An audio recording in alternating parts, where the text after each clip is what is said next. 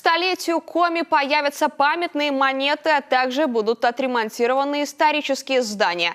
Подготовку к вековому юбилею республики обсудили в ходе заседания рабочей группы под председательством вице-премьера правительства Натальи Михальченковой. Так стало известно, что Банк России выпустит памятную монету, посвященную столетию образования Коми. Всего планируется отчеканить 3000 таковых из серебра номиналом 3 рубля. В ближайшее время будет разработан и утвержден эскиз, а часть монет будет использоваться в качестве сувенирной продукции при проведении праздничных мероприятий. Остальной тираж будет предложен одному из коммерческих банков для реализации населению.